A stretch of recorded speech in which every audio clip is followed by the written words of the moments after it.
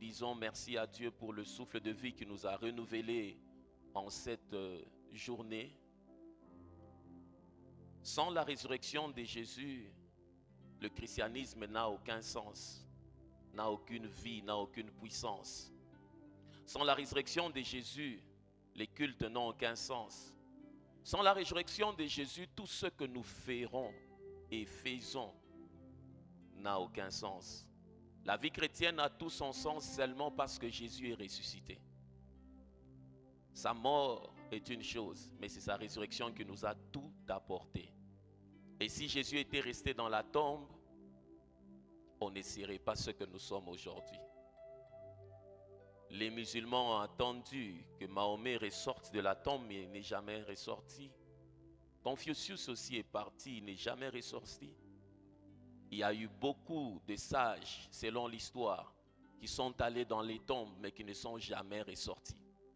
Mais le Seigneur Jésus est le seul qui, après avoir été enseveli, 3 jours après, il est ressorti de la tombe, et c'est ce qui fait qu'il est Seigneur. La Bible dit, c'est pourquoi il a été souverainement élevé. Il lui a été donné le nom qui est au-dessus de tous les noms, afin que devant son nom, tout genou fléchisse, dans les cieux, sur la terre et sous la terre, et que toute langue confesse qu'il est Seigneur. J'aimerais que vous puissiez prendre avec moi vos Bibles. On va lire ensemble cette portion d'écriture qui va nous servir de texte de base. Nous sommes dans 1 Corinthiens 1, le verset 22 à 24. J'aimerais que toute l'assemblée ouvre sa Bible et que nous puissions lire.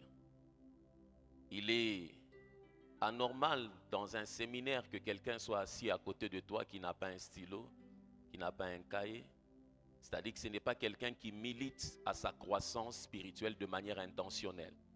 Un chrétien qui milite intentionnellement à sa croissance spirituelle se dit qu'il y a des choses que je dois écrire afin de les relire pour ma croissance, mais aussi à mon tour j'enseignerai à d'autres personnes parce que ce que tu as reçu de moi, confie-les à des hommes fidèles pour qu'à leur tour aussi ils confient à d'autres personnes fidèles. Vous êtes dans 1 Corinthiens chapitre 1, le verset 22 à 24. Je compte jusqu'à 3 et nous lisons. 1, 2, 3. Je n'entends rien. 1, 2, 3.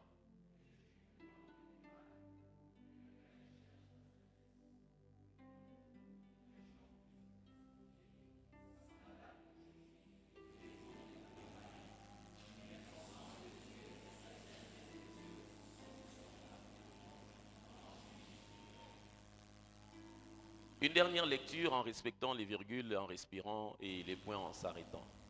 1, 2, 3.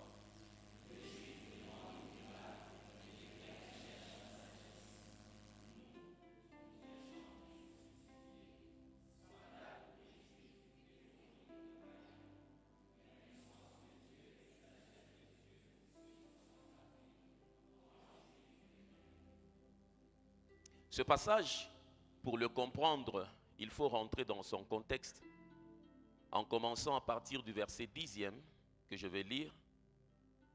Paul dit dans 1 Corinthiens 1, le verset 10, « Je vous exhorte, frères, par le nom de notre Seigneur Jésus-Christ, à tenir tous un même langage. » Retiens avec moi, tous un même langage. « Et à ne point avoir des divisions parmi vous, mais à être parfaitement unis. » Aide-moi à dire parfaitement unis. Dans un même esprit et dans un même sentiment, car mes frères, j'ai appris à votre sujet, par les gens de Chloé, qu'il y a des disputes. Dans certaines versions, on dit des divisions au milieu de vous. Je veux dire que chacun de vous parle ainsi. Moi, je suis de Paul, et moi d'Apollos, et moi de Céphas, et moi de Christ. Christ est-il divisé? Paul a-t-il été crucifié pour vous? Est-ce au nom de Paul que vous avez été baptisés? Je rends grâce à Dieu de ce que je n'ai baptisé aucun de vous, excepté Crispus et Gaius, afin que personne ne dise que vous avez été baptisés en mon nom. J'ai encore baptisé la famille de Stéphanas. Du reste, je ne sache pas que j'ai baptisé quelque autre personne. Le verset 17 dit, ce n'est pas pour baptiser que Christ m'a envoyé. C'est pour annoncer l'évangile et c'est là sans la sagesse du langage, afin que la croix de Christ ne soit pas rendue vaine. Car la prédication de la croix est une folie pour ceux qui périssent, mais pour nous qui sommes sauvés, elle est une puissance. Elle est une puissance. Aussi est-il écrit, je détruirai la sagesse des sages et j'anéantirai l'intelligence des intelligents. Et le verset 20 commence à poser une question. Où est le sage? Où est le scribe? Où est le disputeur de ce siècle? Dieu n'a-t-il pas convaincu de folie la sagesse du monde? Car puisque le monde avec sa sagesse n'a point connu Dieu dans la sagesse de Dieu, il a plu à Dieu de sauver les croyants de la folie de la prédication. C'est là-bas maintenant où il fait comprendre que les Juifs demandent des miracles et les Grecs cherchent la sagesse. Diminue ton clavier.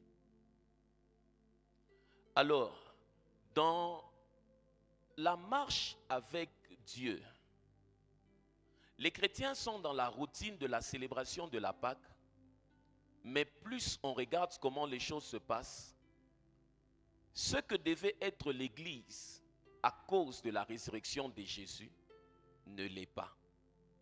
Les acquis de la résurrection de Jésus sont à rechercher dans le milieu chrétien. Les acquis de la résurrection de Jésus sont contradictoires avec la vie chrétienne. Ce passage de 1 Corinthiens 22 à 24 ne peut pas être exploité sans comprendre d'abord le contexte dans lequel Paul a brandi Jésus comme étant la sagesse de Dieu. Il y avait d'abord le contexte des divisions. Le contexte de division qui était en train de sévir dans le milieu ecclésiastique. Aide-moi à dire division. C'est dans le contexte de division que Paul donne la solution à ce climat-là en disant que c'est Jésus qui est la sagesse. C'est Jésus qui est la réponse au comment. Mais rentrons d'abord au contexte de division. Les divisions dans l'Église sont juste la conséquence de manque d'implication des leaders dans la construction de la communauté. Chaque fois qu'il y a division dans le milieu ecclésiastique, c'est-à-dire que les leaders ne sont pas impliqués à bâtir la communauté, mais ils sont impliqués à bâtir leur nom. C'est ainsi que vous allez vous rendre compte qu'il y a 4 groupes de personnes qui se réclament. Ceux-ci d'Apollos, ceux-là de celui-ci, vous avez lu? Ceux-là de celui-ci, ceux-là de celui-ci. Leur problème n'était pas la communauté, mais leur problème c'était leur nom. Tous les jours de votre vie, lorsque vous allez rencontrer des divisions dans une nation, dans une famille, dans une communauté ecclésiastique, à la racine de cette division, vous allez vous rendre compte que les gens ne travaillent pas pour l'intérêt communautaire, mais les gens travaillent pour l'intérêt individuel et personnel. C'est parce que les gens ont voulu, Apollos a voulu avoir ces gens. L'autre concile, on dit qu'il y a encore. Céphas aussi a fait son mouvement. Et puis, Paul, les autres se réclament de Paul sans que lui-même ne se soit réclamé. Eux-mêmes se sont dit, ils sont de Paul. C'est-à-dire, derrière le mouvement de ceux qui se réclamaient de Paul, il y avait quelqu'un, mais ce n'était pas lui. Parce qu'après, il fait comprendre que je m'étonne d'ailleurs que vous me parlez que de moi. Mais si les leaders assument, lis-moi 1 Corinthiens 1:10, chaque fois qu'il y a des divisions dans une famille, c'est-à-dire qu'il y a des gens qui ne travaillent pas pour l'intérêt communautaire, il y a des gens qui travaillent pour leurs propres intérêts. Et c'était le contexte dans lequel Paul a donné Jésus comme solution. Quel est l'état de votre famille? Quel est l'état de votre vie? Quel est l'état de votre entreprise familiale? Quel est l'état de votre ministère? Êtes-vous divisés ou unis? 1 Corinthiens 1:10. Je vous exhorte, frères, par le nom de notre Seigneur Jésus-Christ, à tenir tous un même langage et à ne point avoir de division parmi vous, mais à être parfaitement unis dans un même esprit et dans un même sentiment. Paul utilise 2 langages à ce niveau. Quand il fait allusion à avoir une même pensée, il utilise un langage politique. et à vous tenir ensemble. Il utilise un langage médical pour faire ressortir l'idée de quand quelqu'un est fracturé, on travaille à remettre l'os à sa place. Il utilise ces deux métaphores pour faire comprendre aux gens que vous êtes vraiment à côté de la plaque. En principe, les choses ne doivent pas se passer ainsi. Quand les leaders spirituels ne travaillent pas à bâtir la communauté, c'est-à-dire qu'ils créent un climat de division qui ne va pas permettre à ce qu'on puisse atteindre les objectifs de Dieu. Mais lorsque les leaders s'impliquent à bâtir la communauté, il y a trois choses qui se passent. Ce sont ces choses que Paul a remarquées qui manquaient avant qu'il puisse arriver à dire que Christ est la sagesse. Lorsque les gens s'impliquent à bâtir la communauté, premièrement, il y a ce qu'on appelle le sens de destin. Le sens de destin se définit par « nous sommes ici par le destin de Dieu pour faire son œuvre ». Quand les leaders spirituels s'impliquent dans l'édification de la communauté, les gens vont développer le sens de ce qu'on appelle le destin. Ils vont comprendre qu'ils sont là pour l'œuvre de Dieu et non pour un homme. Il n'y aura pas de gens qui vont dire « nous sommes d'Apollos, nous sommes de Céphas, nous sommes de Paul ». Non, ils ne vont pas s'identifier par rapport aux hommes, mais ils vont s'identifier par rapport au destin de Dieu. Lorsque vous remarquez que dans l'église, il y a des mouvements tels que les amis de. Un homme de Dieu n'a pas besoin des amis d'eux. Un homme de Dieu a besoin des intercesseurs. Paul parlait chaque fois, priez pour moi, parce qu'il y a une porte d'un grand accès qui m'est ouvert. Vous avez lu ça? Il a d'abord besoin des hommes qui peuvent s'associer spirituellement pour que le travail qu'il fait puisse avoir un impact. Quand les leaders spirituels s'impliquent, d'abord il y a le sens de destin. Les gens, le destin c'est défini par « nous sommes ici par le destin de Dieu pour faire l'œuvre de Dieu ». La manière dont les gens arrivent à l'église, quand on ne leur fait pas comprendre que vous êtes là pour Dieu, ils investissent l'énergie à faire autre chose que Dieu. C'est comme une fois, on raconte l'histoire des bandits qui entrent dans une maison, ils trouvent un couple, ils les menacent, tout ça, et puis il prend l'arme, il donne au mari, il lui dit « tue ta femme ». Le mari pointe l'arme sur la femme, il regarde, et puis il échoue. Il dit « je ne saurais pas ». Ah, les bandits disent « donne ». Ils prennent l'arme, ils donnent à sa femme, il dit « tue ton mari ». La femme prend l'arme, elle a pris cac, mais il n'y avait pas de balles. Les bandits ont souri, ils ont seulement pris l'arme, ils sont partis. Vous imaginez la suite?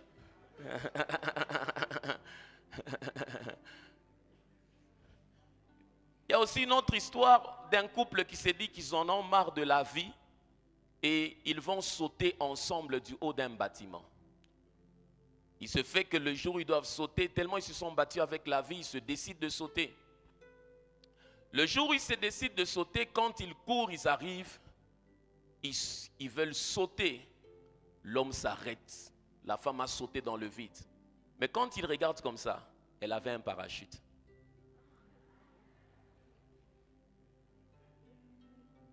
Vous savez ce que ça signifie? Il y a des choses qu'on attend des personnes qui sont engagées dans une même direction. On attend d'une femme qu'elle ne peut jamais être celui qui va tuer son mari. On attend aussi d'un homme qui sera fidèle à ses engagements à l'égard de sa femme. Lorsque les choses ne se passent pas de cette manière, c'est-à-dire qu'à la base, les choses n'ont pas été bien définies. Dans l'église, quand tu te rends compte que quelqu'un est affairé à la destruction, au colportage, au mensonge, aux divisions, c'est quelqu'un qui n'a pas reçu, premièrement, la définition du destin. Il n'a pas compris qu'il est là d'abord pour faire l'œuvre de Dieu. Et c'était le problème quand Paul a commencé à écrire. Il s'est dit non, ces gens à Corinthe manifestent les dons, tout ça. Mais ils n'ont pas compris qu'ils sont là d'abord pour faire l'œuvre de Dieu. Deuxièmement, quand les leaders s'impliquent pour construire, ils développent un sens de la famille. Les gens comprennent qu'ils sont là pour le destin, l'œuvre de Dieu. Ils comprennent deuxièmement qu'ils sont dans une famille. Ils comprennent que nous sommes tous dans un même bateau. Ils ne vont jamais s'écarter de la réalité que d'autres personnes vivent. Et dans l'histoire d'Abraham et Lot, vous allez vous rendre compte que ces personnes avaient une forte définition de comment marcher. Quand les serviteurs d'Abraham et de Lot sont en train de se quereller, quand Abraham prend la parole, il dit à Lot, « Il n'est pas bon que nos serviteurs se querellent parce que moi et toi, nous sommes des frères. » Ça m'étonne que dans le milieu ecclésiastique, les gens se réclament d'être de tels. Il y a dans certaines églises tel département et tel département. Et même disent que non, mais ils sont quand même dans l'église. Et ils attendent aussi que Dieu les visite. Quel mensonge. Et ils vont aussi célébrer la Pâque. Quel mensonge. C'est comme ça Paul pose la question. Christ dont vous parlez est-il divisé? Le sens de la famille est perdu dans le milieu ecclésiastique parce que simplement beaucoup de leaders n'ont pas travaillé à inculquer ça aux gens. Ils travaillent de manière à ce que tous soient tournés vers lui. Tout doit être bâti en fonction de lui. Quand les choses sont bonnes, c'est pour lui. Quand les choses échouent, c'est pour vous. Le sens de la famille. Dans ma vie, je connais beaucoup de choses sur les gens, les bonnes et les mauvaises. Mais je ne me suis jamais réveillé pour aller détruire les gens. Je me pose souvent la question, comment les gens font pour prier en langue, jeûner, tomber, et puis être fort dans le colportage. Je me pose souvent la question, comment les gens font pour perdre le sens de la famille dans le milieu ecclésiastique. Qu'est-ce qui leur manque quand telle personne organise quelque chose pour y aller? Il faut quoi? Ils sont motivés par quoi? Ils sont motivés par quoi? Celui qui est à côté de toi, c'est ton frère. Ce n'est pas ton ennemi. Et si vous marchez dans la pensée de la famille, les divisions sont absorbées. Quand les gens se disaient, nous sommes d'Apollos, nous sommes de ceci. Quand Paul est venu, il leur a fait comprendre, ce n'est pas des problèmes des hommes. Vous tous là, vous êtes de la même famille. Vous êtes de la même famille. Troisièmement, quand les leaders s'impliquent maintenant pour bâtir, ils développent la troisième chose importante, c'est un esprit militant. Ils développent des militants, des gens qui sont prêts à mourir pour la cause, afin que les choses avancent. Ils font que le travail avance à tout prix. Ce ne sont pas des gens que tu vas écouter dire, il est membre du pasteur, il n'a pas pasteur, chez tout n'a quoi tout batobir kunaish. Il est membre du dadi moi en tout cas chez Atunam. Un esprit militant. Ils veulent que la chose avance à tout prix.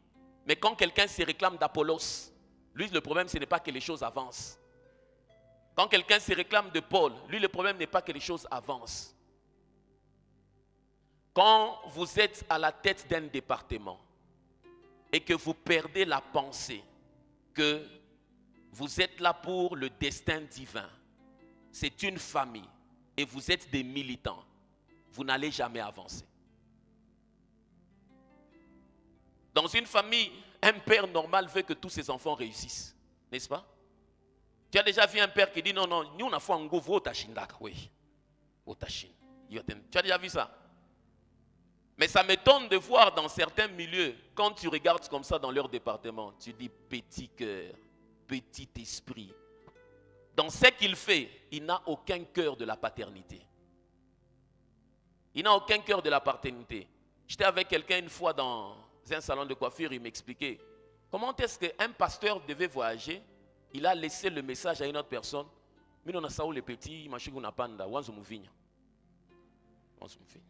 Ah, je me suis dit, ça aussi c'est l'œuvre de Dieu. Frères et sœurs dans le Seigneur, l'Église célèbre la Pâque cette semaine, mais ils sont encore dans le reproche de 1 Corinthiens 1:10. Il y a beaucoup de divisions dans leur milieu.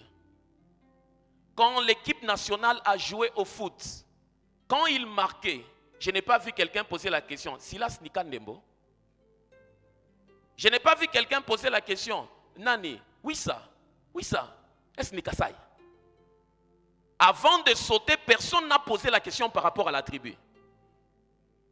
Mais pour des intérêts bêtes et inutiles, les gens sont prêts à s'entretuer au nom des tribus. Mais ils ne voient pas le lendemain. Et puis le dimanche, tous ils sont là. Nos mains sont levées, nous voulons t'élever. Menteur. Dans ma marche chrétienne aujourd'hui, quand quelqu'un me dit, j'ai remarqué que j'ai pris, je n'ai pas telle solution. J'ai remarqué que j'ai pris, je n'ai pas telle solution. J'ai seulement une réponse. Vérifie bien, la faute n'est pas Dieu, c'est toujours toi. La Bible dit que tout homme soit reconnu pour faux, seul Dieu pour vrai. Le jour tel que tu me suis là, si tu as remarqué que tu pries pour quelque chose que tu n'as pas encore obtenu, vérifie bien, la faute ne sera jamais Dieu. La faute sera toujours. Vérifie bien dans ton cœur, vérifie bien dans ta marche, vérifie bien. Tu vas trouver. Si tu es sincère avec toi-même, tu vas trouver la faille. Tu vas trouver la faille.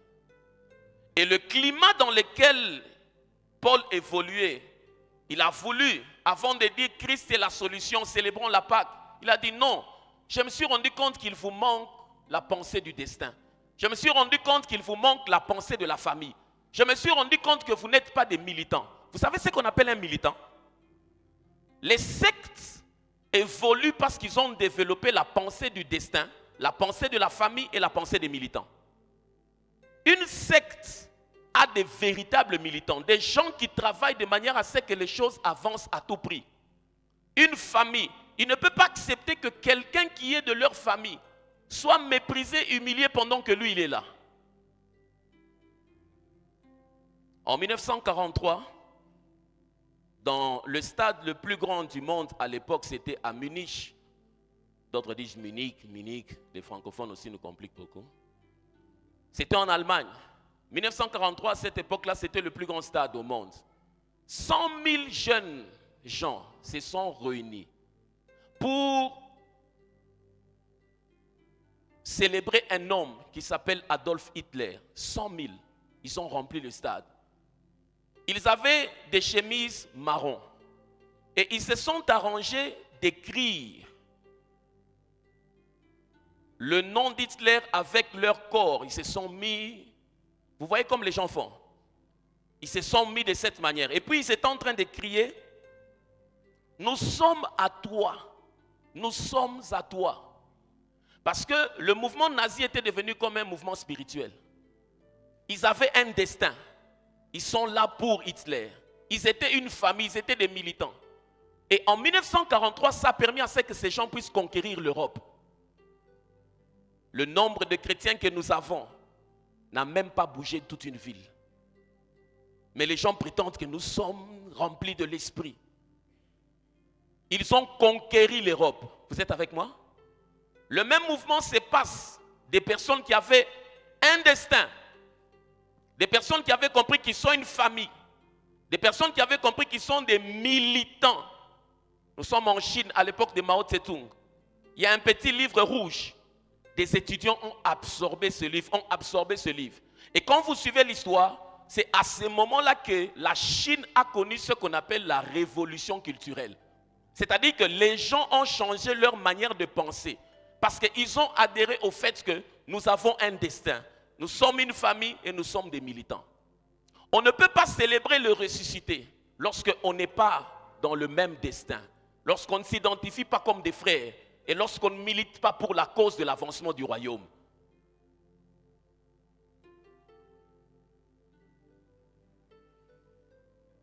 Au lieu d'ajouter de la valeur, la Bible dit quoi dans Matthieu 5, le verset 13 à 16? Ça, c'est dans le répertoire de mes prédications, mes réflexions sur l'église congolaise. Elle est aventurière. Matthieu 5, 7 à 13. Heureux les miséricordieux, car ils obtiendront miséricorde. Heureux ceux qui ont le cœur pur. Matthieu 5, 13. Matthieu 5, 13. Vous êtes le sel de la terre. Ça allait m'étonner que c'est quelle version. Ok. Comment? Vous êtes le sel de la terre, mais si le sel perd sa saveur, avec quoi la lui rendra-t-on? Il ne sert plus qu'à être jeté dehors et foulé aux pieds par les hommes. Vous êtes la lumière du monde. Une ville située sur une montagne ne peut être cachée, et on n'allume pas une lampe pour la mettre sous le boiseau, mais on la met sur le chandelier et elle éclaire tous ceux qui sont dans la maison. Que votre lumière luise ainsi devant les hommes, afin qu'ils voient vos œuvres et qu'ils glorifient votre Père qui est dans les cieux. Jésus dit, nous sommes le sel. Joue-moi Dieu Tout-Puissant. Et change the sound. Et Jésus dit, nous sommes le sel et la lumière. La manière dont il nous définit et l'impact qu'on devait avoir, c'est contradictoire. Le sel fait deux choses. Aide-moi à dire sel. Le sel donne du goût et le sel préserve. Donner du goût, c'est-à-dire le sel ajoute de la valeur. Et puis le sel préserve. En d'autres termes, Jésus veut dire tel que vous êtes là, il y a des choses qui doivent s'ajouter dans la vie de certaines personnes. Mais il y a aussi des choses dont les gens doivent être préservés à cause de votre présence. Là où la mort devait frapper, vous, votre présence doit faire à ce que la mort ne frappe pas, parce que vous êtes sel. Mais tu es dans une famille, la sorcellerie détruit, et toi et le sel, vous êtes partis. La lumière, c'est-à-dire vous éclairez et vous dirigez, parce que la lumière sert d'éclairage et de direction. Quand les gens ont besoin de savoir par où ils doivent passer, ils doivent regarder l'église. Quand quelqu'un a perdu sa route et il veut se retrouver dans les études, dans les affaires, dans la vie, dans le mariage, il doit regarder l'église. Parce que tu es sel et lumière. Mais aujourd'hui, quand tu regardes, on est que les gens entrent dans l'église et que la valeur s'ajoute. J'ai rencontré beaucoup de gens qui se sont plaints du fait que depuis que je suis à l'église, j'ai remarqué d'ailleurs que j'ai beaucoup de combats, les choses n'avancent pas. J'aimerais dire à toutes ces personnes, ce que tu appelles l'église là, ce n'est pas église. Parce que l'église dans la pensée de Dieu d'abord, soyez d'abord dans le contexte d'être des gens qui ont un destin, et puis des militants. Vous n'êtes pas sur ce terrain-là, mais vous voulez apprendre à avoir des résultats. Dans des églises telles que, j'ai déjà vu des nombres de chorales des églises, je suis déjà parti prêcher. À Brondo, c'est à Brondo? J'étais parti prêcher là-bas. Là-bas, tabac, tout ça. Quand tu attends le tour de ta prédication, ce sont des endroits dans lesquels, quand tu n'as pas l'onction, tu n'as pas. Parce que là-bas, il n'y aura pas de choses telles que joue-moi telle musique. Mais pas les on est calme, on a piqué ni kiondo. Unangaria banapika chorale, la trompette céleste batapita. Njo pale bunanamuka. Bananza, pam pam pam pam. Les vaillants mon agitarisha. Les vaillants banagitarisha. Toi tu es en train d'attendre ton tour. Et puis, tu te rendras compte qu'il y a des conflits entre les vaillants et les chérubins. On n'a pas fait passer les chérubins. Maintenant, les gens dans ce contexte-là, ils servent Dieu divisé, mais ils attendent quand même l'onction. Avant de dire que j'étais à l'église, j'ai beaucoup prié, j'ai rien vu, dis-toi d'abord, tu t'es mis dans le contexte pour que Dieu fasse quelque chose. As-tu rempli les conditions? Beaucoup de chrétiens ne sont pas des militants. Ils ne sont pas prêts à faire à ce que l'œuvre avance. Ce ne sont pas des militants. Et c'est comme ça, quand Paul parle, il dit « Ayez une même pensée ». Quand vous étudiez ce passage, c'est dans 1 Corinthiens 10, la partie B, fait allusion à un langage politique qu'il avait utilisé. Pour leur faire comprendre que les gens d'un parti politique, pas comme ici, politique. Les gens d'un parti politique, quand ils se mettent dans la pensée que quelque chose doit avancer, ils parlent un même langage. Ils parlent le même langage. Je pense que dans les prochaines sessions de coaching avec mes amis politiciens, je vais leur demander de redéfinir leur langage. Les gens comprennent mal le fait de parler d'opposition et pouvoir. Il faudrait que nous puissions adopter le langage républicain, démocrate. Parce qu'il y a des gens qui sont opposants pour rien. On n'a encore rien fait, tu t'opposes. Tu t'opposes, il y a quoi? Donc, tu sens que dans la mentalité, il y a un problème de redéfinition des concepts.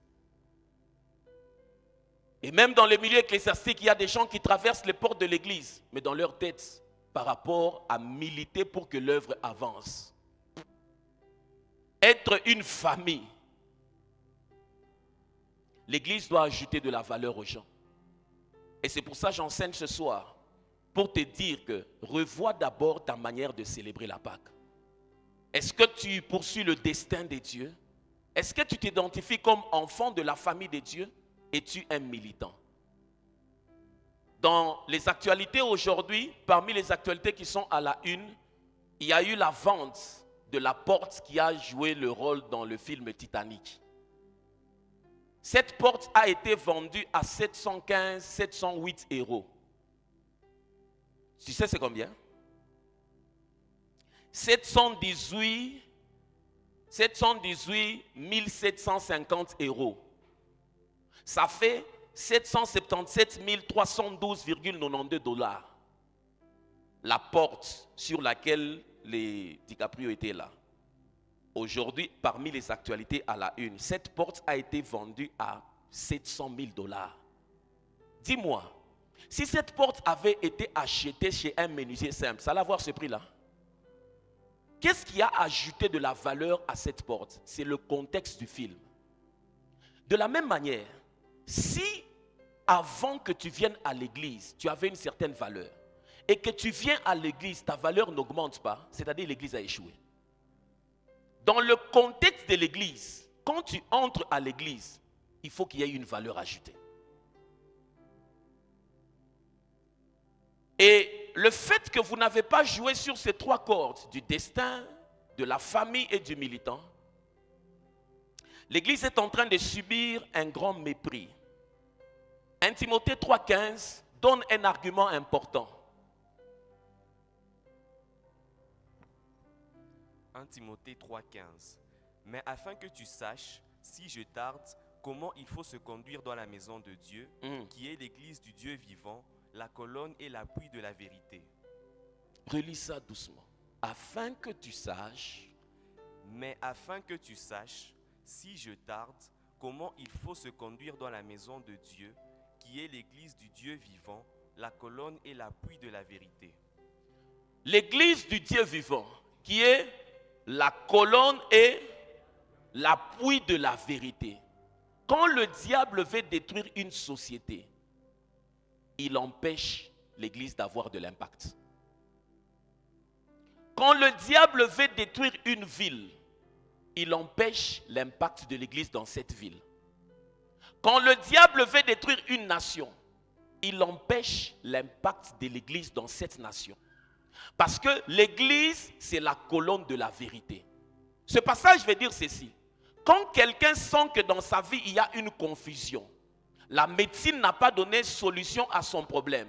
S'il a besoin de la vérité qui correspond à son domaine, il doit venir à l'église. Quand le parquet n'a pas donné la solution à son problème, il n'a pas eu la vérité. Aide-moi à dire vérité. Dis-le bien, come on. Il a besoin de la vérité dans ses affaires. Il a besoin de la vérité dans ses finances. Il a besoin de la vérité dans sa maternité. Il a besoin de la vérité. Tout domaine dans lequel l'homme rencontre la confusion, il doit se tourner vers l'église qui est la colonne de la vérité. C'est l'église qui a la solution à tout ce que les hommes ont comme problème. C'est l'ambassade du ciel. Mais aujourd'hui, beaucoup de gens se sont retrouvés détruits par le milieu ecclésiastique. Beaucoup de gens, quand tu leur parles d'église, disent non, il est maman boni, nous, chez Ata. Tanis, non. Mais d'où est venu le mal? Je vais atterrir en vous faisant comprendre ceci maintenant. Quand vous ne fonctionnez pas selon le destin de Dieu, et que vous ne fonctionnez pas comme une famille de Dieu, comme des militants pour la cause divine, vous allez engendrer trois barrières qui font à ce que les gens ne considèrent pas l'église telle qu'elle doit être considérée. Le fait que tu ne te considères pas comme un militant, quelqu'un qui travaille comme la cause du royaume, tu développes déjà ce qu'on appelle un caractère hypocrite. Quand tu es dans ce culte, on t'appelle frère tel. Mais quand tu es ailleurs, on ne sait pas dire que tu es frère. On ne sait pas dire que tu es frère. La première barrière que nous dressons lorsque nous ne vivons pas pour le destin divin, comme une famille de Dieu, comme des militants pour la cause du royaume, la première barrière qui va se développer, c'est la barrière du caractère. Aide-moi à dire caractère. Ah.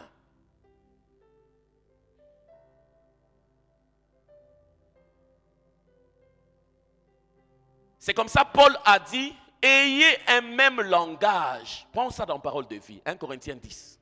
1 Corinthiens 1, 10. Ayez un même langage.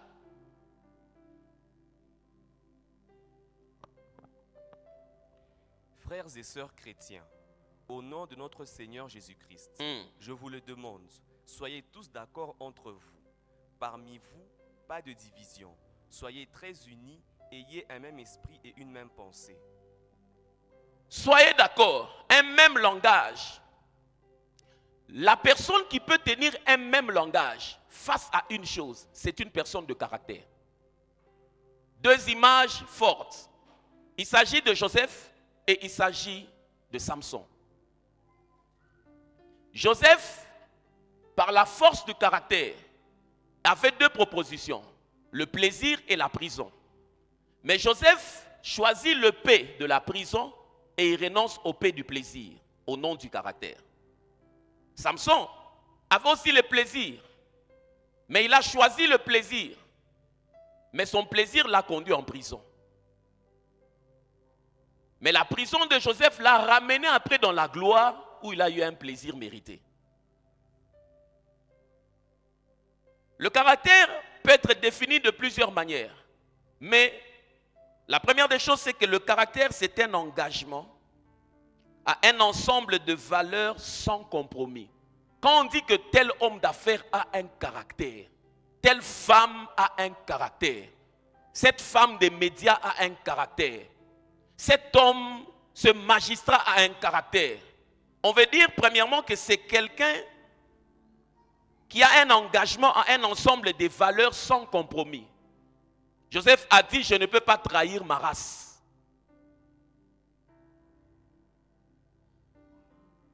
Vous êtes avec moi?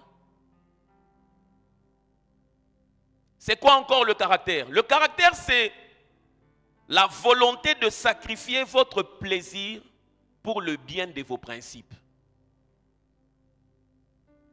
Tu es avec moi? Dis avec moi le caractère. C'est la chose qui définit d'abord un homme qu'on appelle un leader, un responsable. La volonté de sacrifier votre plaisir pour vos principes. Tu te dis que c'est vrai, je peux me réjouir par rapport à ceci, mais mes principes m'obligent ceci. Mes principes m'obligent ceci. Quand une femme est habillée, on sait voir si elle a du caractère ou pas.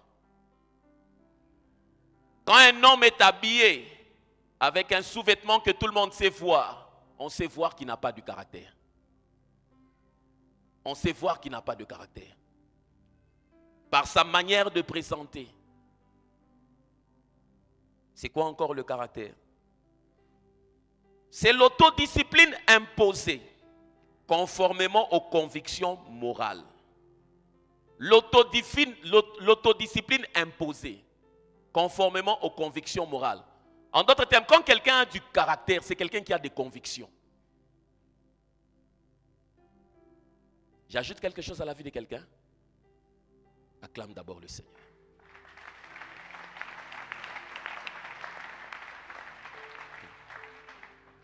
Ce sont les militants qui développent un caractère. Ils ne disent pas une chose ici et puis ils disent une chose là-bas. Non, ils disent la même chose chaque fois. Mais les personnes qui ne militent pas pour la cause du royaume, ce sont des personnes, aujourd'hui on lui propose ceci.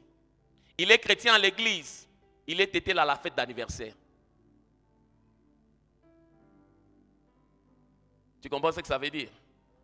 Quand il doit célébrer, il n'a rien à voir. Et puis, il faut avoir du respect pour nous. Surtout si vous savez que dans vos fêtes, vous allez mettre vos bêtises de musique. Moi, avec toute l'onction que j'ai et les anges, je viens m'asseoir. Tu sais que vous allez danser comme vous dansez. Tu n'as même pas de gêne.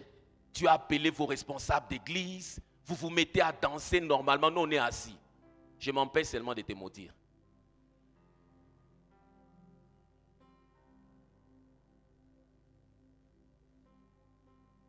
Toi, tu penses qu'un musulman peut inviter l'imam et puis venir mettre la musique de Jésus? Jamais. Ça sera un blasphème à cause de sa présence. On ne peut jamais. Jamais. Mais il n'y a que les chrétiens, ils font leur fête et puis dans leur zèle là, ils invitent les gens de son église et puis, tout bonnement, il se souvient qu'à Nekala Kassai, il danse, nous si on est assis. Sans caractère, sans caractère, sans caractère. Ça, ce n'est pas un militant. Il faut trouver un autre mot. Ce n'est pas un militant. Pour des opinions, on discute. Pour des convictions, on est prêt à mourir. Tu sais pourquoi même dans votre famille, on t'a imposé cette musique? Parce que ton christianisme, c'est un christianisme sans conviction. Mais quand on négocie pour les fêtes, dans la famille, on va dire, tu n'as pas pasteur. Tout à fait, Mouitan, mutaimba, on a signalé bakweni banenda. On a toi tu as fait. Na chez tu n'as pas qui, tu n'as pas mamboetu. Comme ça, tu n'as pas respecté. Si tu n'as pas pasteur, ben, à tout ce que la musique, si tu veux, ok, et puis, quand tu nous donnes l'invitation, il faut nous dire, on a dit que de telle heure à telle heure, il y aura ceci. Quand on va, après ça, si vous partez, ils vont faire leurs histoires. Là, on a respecté ta foi. Mais pas des choses telles que Nao n'est la pâle.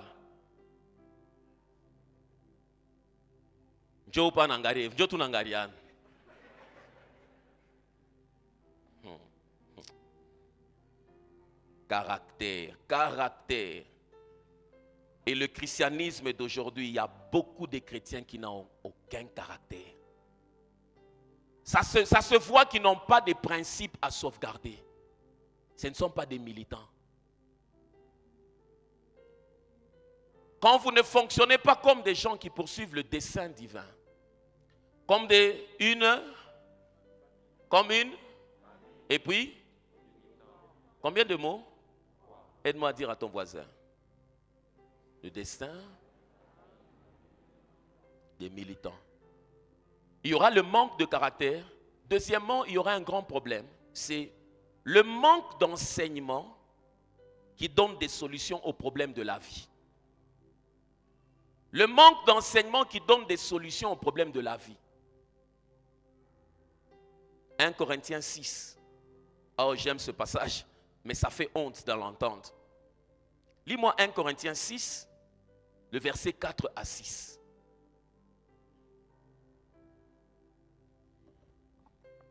« 1 Corinthiens 6, 4 à 6. Quand donc vous avez des différends pour les choses de cette vie... Quand donc vous avez des différends pour... Oh, dis-moi bien, pour... Ce sont des gens dont l'Église ne fait aucun cas que vous prenez pour juge. Je le dis à votre honte. Ainsi, il n'y a parmi vous pas un seul homme sage qui puisse prononcer entre ses frères, mais un frère plaide contre un frère, et c'est là devant des infidèles. » Reprends ça. Ça, c'est quoi? Prends ça dans Parole de vie. Tu suis la lecture? Tu suis la lecture? Pourtant, quand vous avez des procès pour des affaires de ce genre, vous prenez... Je n'entends rien. Pourtant, quand vous avez des procès pour des affaires de ce genre, vous prenez comme juge des gens que l'Église compte pour rien. Vous prenez comme juge des gens que l'Église compte pour rien. Papa, moi, il va à mon quartier. Mais vous l'appelez pour venir trancher les problèmes chez vous.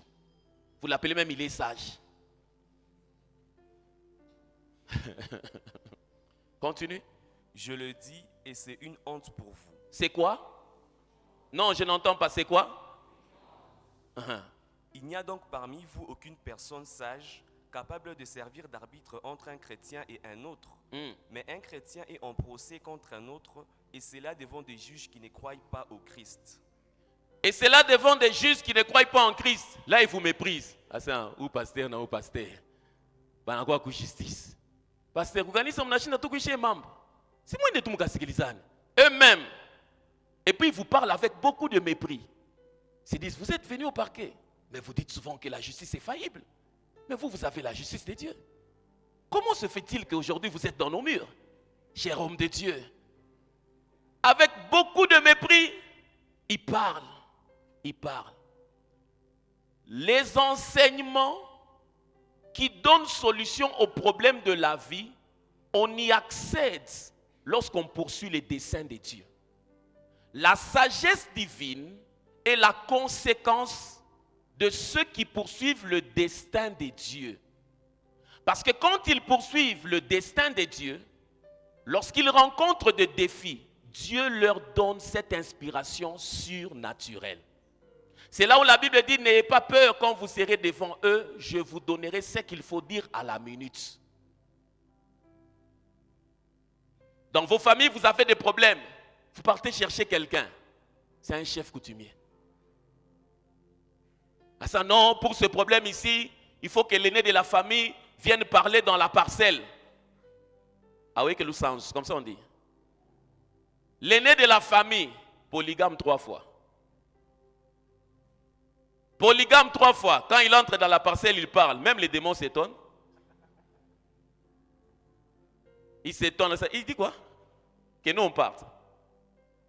Et puis il sort. Il a un problème de paralysie. Il sort, il a un problème de paralysie. Et puis lui-même il dit, dans vos histoires de famille, ne m'appelez plus. Mitakoufou.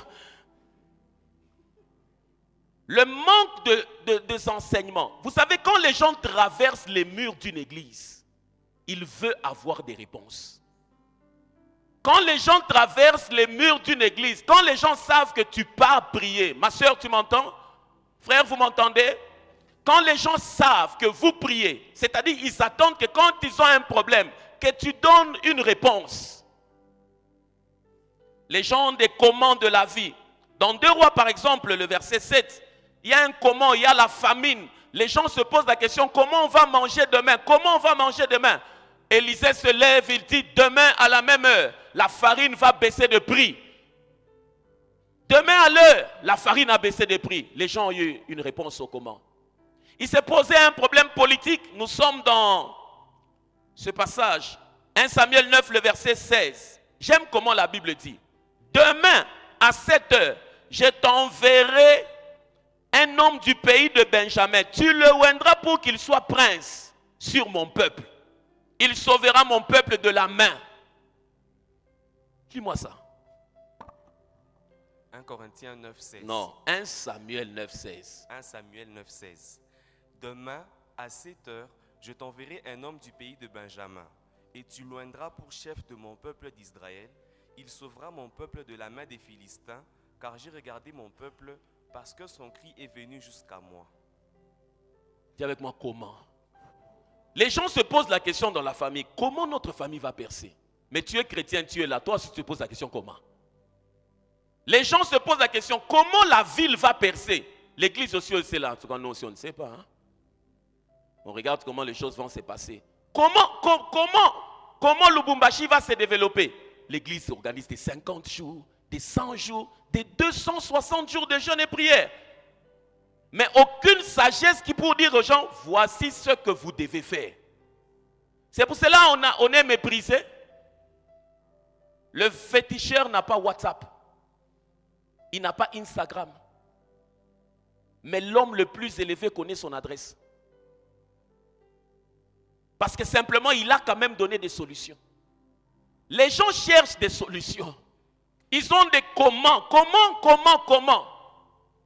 Ils ont besoin que quelqu'un leur dise, voici ce que tu dois faire. Applique ça à ta vie. Mais écoute comment les prédicateurs d'aujourd'hui travaillent. Ils prêchent, les gens montent. Come on, avance encore, ils scellent. Si on leur pose la question, papa, comment on va appliquer ce que tu as dit dans nos vies? Ce sont des rémas. Oh. Quand tu dis que ce sont des rémas, c'est-à-dire quoi? Les enseignements que les gens peuvent appliquer à leur vie et avoir des solutions. Les gens doivent les trouver dans le milieu ecclésiastique. Quand quelqu'un a un problème de percée de ses affaires, il n'a pas besoin que tu lui dises le nom de son père. Il a besoin que tu lui dises, voici ce que tu dois faire. Voici ce que tu dois faire. Si vous êtes dans un département, ne vous plaignez jamais de la participation. Donnez des solutions et les gens viendront. Le jour où on apprend que tel était venu là-bas, il a eu telle solution. La visitation de Dieu est le meilleur marketing. La visitation divine est le meilleur marketing. Quand les gens discutaient, pourquoi vous allez chez Jésus? Pourquoi les Sadducéens disaient, nous sommes avec vous ici depuis longtemps. On a souffert avec vous. Les pharisiens et les autres, les gens se demandent, nous sommes allés vers lui. Parce qu'il y a une force qui sort de lui. Cette force nous guérit. Pour dire en d'autres termes, chaque jour on était ici. Papa est tel, il était ici. Vous ne l'avez jamais guéri. Mais on est parti chez Jésus là-bas. Il n'a même pas touché. Les enseignements qui donnent des solutions pratiques à la vie fait défaut à l'église. C'est comme ça dans les instances de décision. Tu vas voir, on convoque des chefs coutumiers. On oublie les pasteurs. On convoque des chefs religieux. On oublie les pasteurs. Parce que c'est un hymne. Qu'est-ce que vous allez apporter comme solution? Mais le jour où on s'assied, on prie, on a des solutions. Frère, les gens vont vous chercher. Tu sais que les résultats font cesser des contestations. J'aime comment c'est présenté dans Acte 4, le verset 13. Non, ce passage m'a touché.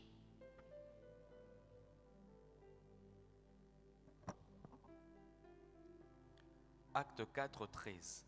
Lorsqu'ils virent l'assurance de Pierre et des gens, ils furent étonnés, sachant que c'étaient des hommes du peuple sans instruction, et ils les reconnurent pour avoir été avec Jésus. Ça, c'est l'impact d'un leader dans la vie de quelqu'un qui était reconnu comme un illettré. C'est-à-dire qu'il est entré, il a ajouté de la valeur à la vie de cette personne. Tu m'entends? Certaines personnes refusent de venir dans le milieu des églises pentecôtistes parce qu'ils se disent on vous abrutit. Papa Albert disait toujours que la foi n'est pas un suicide intellectuel. 14-15, maintenant j'aime. Mais comme ils voyaient là près de l'homme qui avait été guéri, ils n'avaient rien à répliquer. Ils leur ordonnèrent de sortir du Sanhédrin et ils délibérèrent entre eux, disant: que ferons-nous à ces hommes? Car il est manifeste pour tous les habitants de Jérusalem qu'un miracle signalé a été accompli par eux. Alléluia. Et nous ne pouvons pas le nier. Mais, afin que la chose ne se répande pas davantage parmi le peuple, défendons-leur avec menace de parler désormais à qui que ce soit en ce nom-là. Arrête-toi seulement, l'acclame d'abord pour le Seigneur.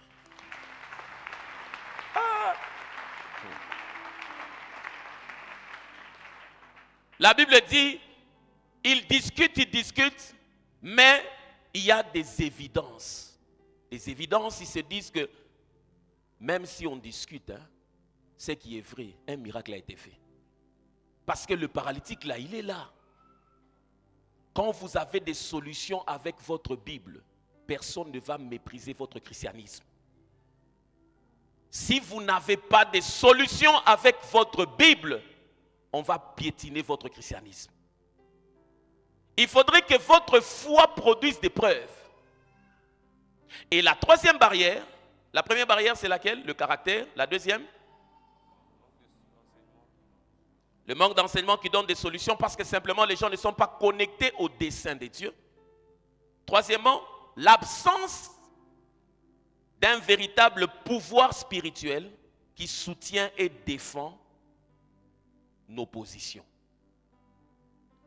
L'absence d'un pouvoir, d'un véritable pouvoir spirituel qui soutient et défend nos positions, nos propositions. Quand les gens célèbrent la Pâque, j'ai décidé de réfléchir profondément.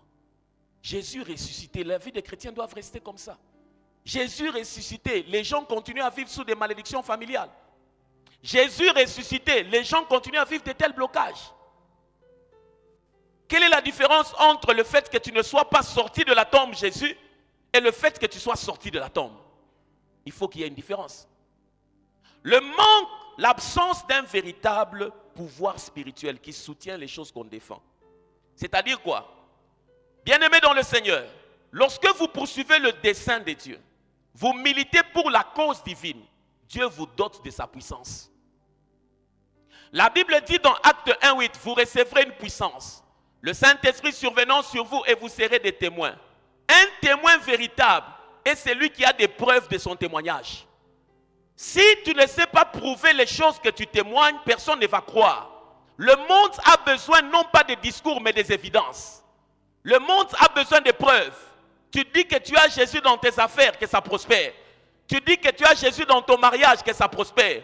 Tu dis que tu as Jésus dans tes finances, que ça prospère. Pas dire aux gens que Jésus guérit, et puis les malades ne sont pas guéris. Dire aux gens que Jésus fait prospérer, personne ne prospère. Non! Le manque de puissance spirituelle fait du christianisme un mouvement mort. Mais le christianisme devient christianisme lorsqu'il y a la puissance de Dieu à l'œuvre pour transformer nos paroles en réalité palpable.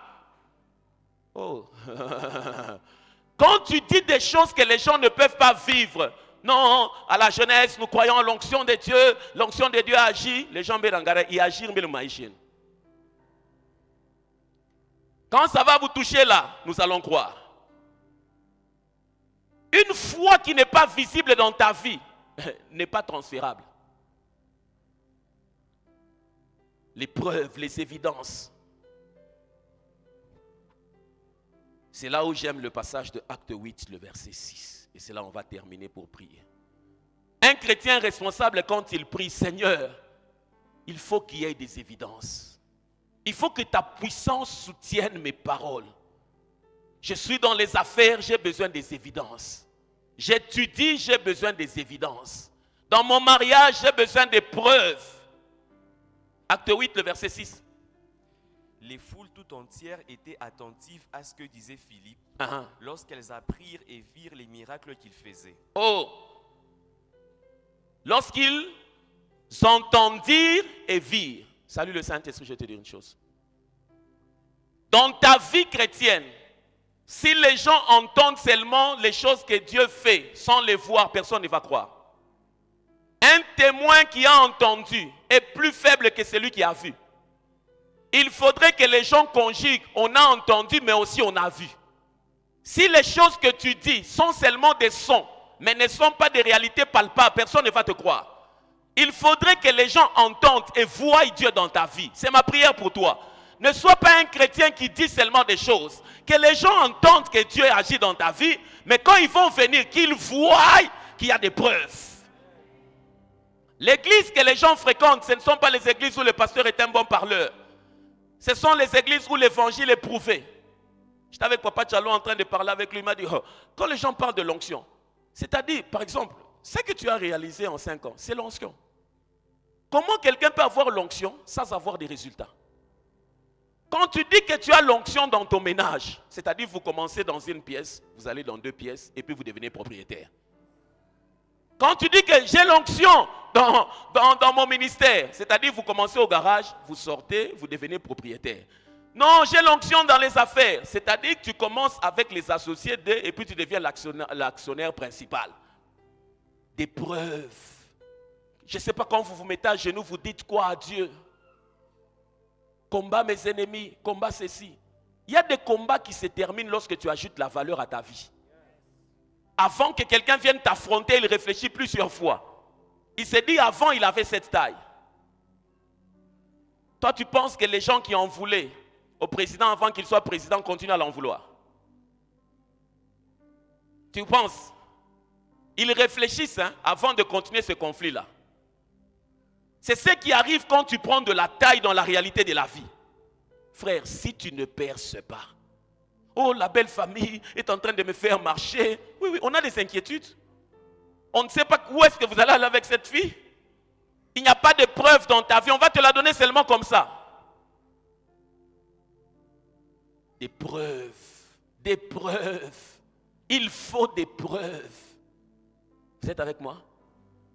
On ne peut pas prêcher Christ ressuscité sans qu'il puisse y avoir des preuves.